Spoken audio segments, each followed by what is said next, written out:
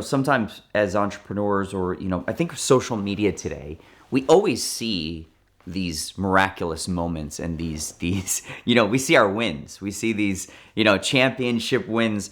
No one really ever focuses on the hardships, the disasters, the failures. And this is one of those stories that I love because in the failure, you find out what's important sometimes. And through failure, you learn and you grow. And this is a story that's taken years off my life. It's probably given me a few more gray hairs, but it's something that I had to go through. And to this day, this car means so much to me. And it's the famous Bianco on Blue 1971 Lamborghini Mura SUV. So about 5 years ago now, I stumbled on this incredible project, and it was basically a Mura SUV in boxes. The chassis was there, the body stamps all matched, the engine was there, everything was numbers matching. It was really at a moment, 5-6 years ago, Curated was not at the place it is today. I mean, today we have a very healthy floor plan. At any given point, we have a much larger consumer base of clients, and we've helped, beyond buying and selling cars, we helped a lot of collectors manage their collections, build collections. So, this was an early day, an early moment for Curated. I was thinking in my head, there had never been, at that moment, a fully restored white Mura SV, and I could visualize this car in my head crossing over a show field, and I just said, wow, what a color for a car. I'd never seen one restored. We had to do the project. So we ended up buying these boxes, and we boxed everything up. We had learned that at the time, and still today, probably the best restorer in the world for these cars is Cremonini in Italy. They've restored probably 40, 50 Lamborghini Miras. Short of letting my dad spend 20 years restoring this car in 10,000 hours, Cremonini was the best place to restore this Mura. They know the cars in and out. They know how to get the body lines perfect. So the car was boxed up and sent to them. I initially sold it to a good client. He was acting as an investor. So we partnered on the project, and basically I was going to manage the restoration. We were going to go sell this together. And this was the time before we had a big floor plan. The restoration was going great. We had started on everything. The body was getting stripped. We started spending money and more money as any restoration would. Then COVID hit and things slowed down in Italy. Obviously, the project started to slow down. But in that time, cars transactions started to move. If you guys remember, things did slow down, but then, the car market heated up a little. And I ended up selling the car to a new collector that I had recently met at the time. He was very excited. He loved Muras. He'd never owned an SV, and he was excited to show this car and finish this car one day with us. And I expressed to him, I said, listen, I know that we're going to see this car one day at a major show. And I know people are just going to freak out. They're going to love it. Just trust me on this. And sometimes it's hard to visualize what a car is going to look like finished. So I even had an artist creating these renderings of what it would look like. And I really believed in this car, and I believed in the value of this car. I'll never forget, we had taken a deposit from him. We had started spending that money on the restoration. We were fully invested now at this point in completing this car and delivering it to him. It was the week of Christmas that year. I'm getting ready. It's normally a little bit of a slow week for us. And he calls me and he says, hey, John, unfortunately, I have, too much going on in my personal life. Can you send me my deposit back? And I'd like to back out of the car. And, if you've ever had a startup business or a small business and we're talking about a very large, substantial deposit, I'm like, whoa. By contract, technically, I shouldn't send your deposit back. I want to build the relationship with you, but by contract, I could, technically keep your deposit. He didn't find that funny in any way. I said, okay, listen, I want to build a relationship with you. Give me a little time. I'm going to send your deposit back. It's going to hurt me financially. Imagine taking that phone call in the early years of a startup business during Christmas week.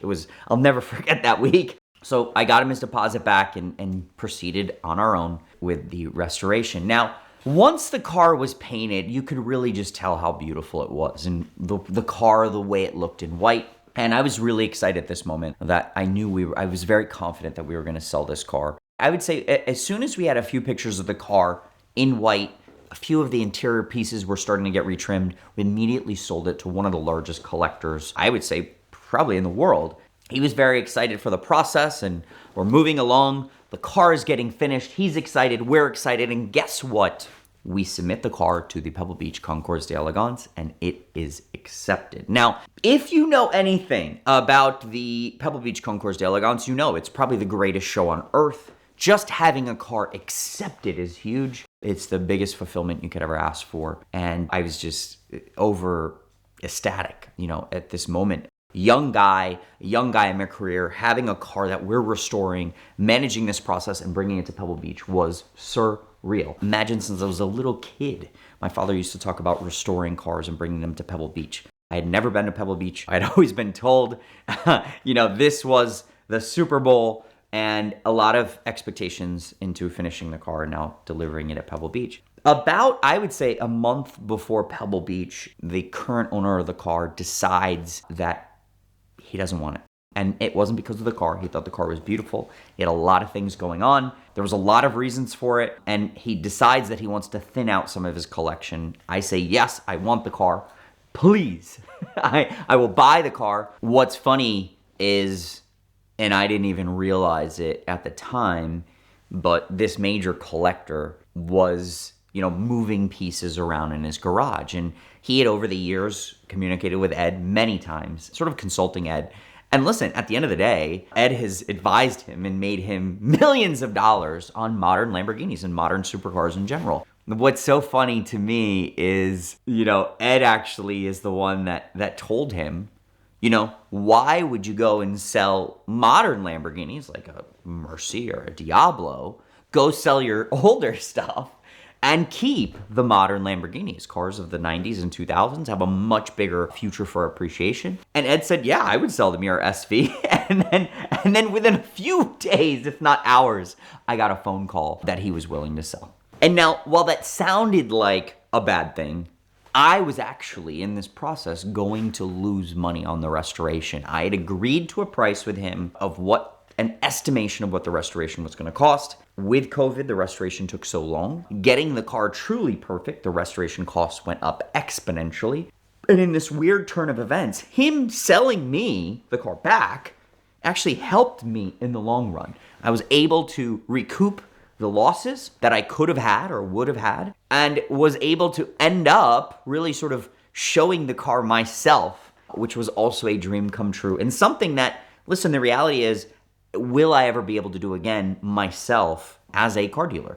And I was sort of just excited, just get it to Pebble, unveil the car at Pebble, show the car at Pebble, and try to win an award. And I really felt that this car was as perfect as you could get. I brought in inspectors to inspect the work. I had numerous people looking at the car, inspecting it, every little detail. There were so many little details we refined. I had my dad look at it. I had Chip Davis look at it. I had another Lamborghini inspector look at it. And I was very confident in the final product that we were going to deliver. About 3 weeks before the event, I had a gentleman call me, a really sweet guy. He had an incredible muscle car collection, from my understanding, and his dream was to buy a Lamborghini Mura. He presented me with a car that someone was offering to him, very stunning color. I'll be discreet about the color of the car. It might give away what car he was looking at. And I just said, listen, I don't have anything like that at the moment. This is a really great car. You should buy this car. You're not going to go wrong. So he ends up going off to do his deal, and unfortunately, for whatever reason, he ended up not buying the car. I guess someone else bought it. He was too slow. And he called me and he said, hey, thank you so much for your help. If you ever see of any other Mura SVs, let me know. My favorite color is white. I'm like, really? He goes, yeah. And he starts sending me pictures of his collection. And his entire collection is white on blue muscle cars. And I'm like, you got to be kidding me. So I tell him, I said, listen, I didn't even offer you this car because I just felt it was odd. You're asking me for advice about another car. I wanted to give you the honest advice. I do have a white with blue Mura SV that I could sell you today, but it's going to Pebble Beach. And he was like, you do? And I said, yeah. So we made a deal. And prior to Pebble Beach, I was getting to know him. I was learning a little about him. And I said, listen, I have to ask you, part of Pebble Beach is driving the car. There's the tour, and it's very, very important if you want to win to drive the car at Pebble Beach. And he said, John, I'm a perfectionist. Honestly, it's completely up to you. He was very sweet, but I don't see myself driving this car much. It's perfectly restored. It's freshly restored. It's up to you, but I'd rather you not drive it. And I had to make a decision at that moment and say, well, if I really want this chance of winning, I should drive it, but I also want to respect the new owner. And he didn't push me in any direction, but I had this feeling that, okay, just respect that decision. Let's not drive it. We end up arriving to Pebble Beach. I'll never forget this. The car's unloading, the car's pulling up, and I just start sobbing. It wasn't just the years of the restoration, the years of the ups and downs with this car and the financial stresses on the business, the emotional stresses, the Christmas week phone call. It was 25 years of watching my dad restore cars, fix cars, talking about Pebble Beach, never going, never fulfilling that dream for him. And then here I am as a young guy showing a restored Mura SUV. And I just sobbed, and it was this emotional experience. And at that moment, I actually felt at peace. I walked, I'm gonna actually get emotional right now. I walked to the water, if you've ever been at Pebble Beach, and I just said, thank you, God. This is it. I've won already. It's as good as it gets. And I was so nervous. The car gets staged. It's the next morning. The next morning comes and the judges are there. The judges are around the cars and there's all these really incredible Lamborghinis. It was the first time of a Lamborghini class like it. I mean, there was even an SE30 in the class. So there's really some fantastic cars. And I am there just like this. I'm shaking. And the judges, I made a joke with the judges. I'm so nervous. I don't even know what I'm saying. And they were very sweet. The judges were amazing. I showed them around the car. I showed them everything. It was a very nerve-wracking moment. I have to tell you, I probably don't even remember the exact moment because there was just so many emotions. The judging was done. At the same time, ironically, we were actually showing another car in another class. So ran over, showed the other car in the other class, and then just waited. And it was a very weird thing because everyone had this expectation that the car was going to win. The restoration was one of the best I've ever seen. It's one of the best in the world. But you can't ever count your eggs until they hatch. And I was okay with whatever the result was. We ended up not winning. I'll never forget the host of the class came over to me and she looked at me and she's like, I am so sorry. And it was okay. And it was okay because just being there was winning. Just having that result was winning. I never imagined as a young guy I'd be there. I never imagined I'd be showing a car, finishing a car with the best in the world and then showing it at that level. So that was winning to me. It also, I will say, it reminds you sort of a little bit of humility. You can't forget where you came from and you always got to bring yourself back down to earth. We walked away, we celebrated regardless. The car joined the most incredible home, the Swedish gentleman. Today, it's probably one of the most incredible roller coasters, filled with disasters and failures and all these things. But looking back, it was the greatest lesson and the greatest win of my time.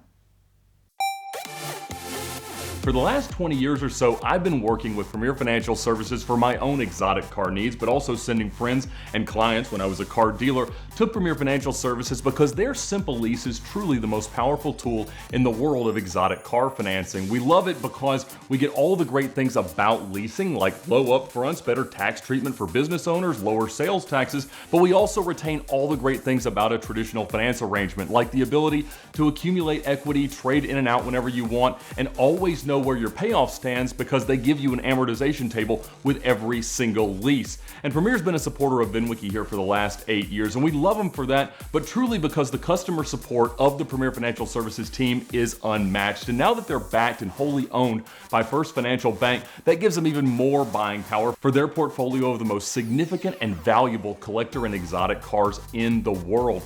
It's also allowing them to create new and more interesting finance options and programs for their clients and giving them much more buying power, which is what everybody is looking for as they go on the search for their dream car. So check out Premier Financial Services right now at the link in the description below to thank them for their support of VINwiki and know that they'll be the perfect supporter of your journey to own your dream car.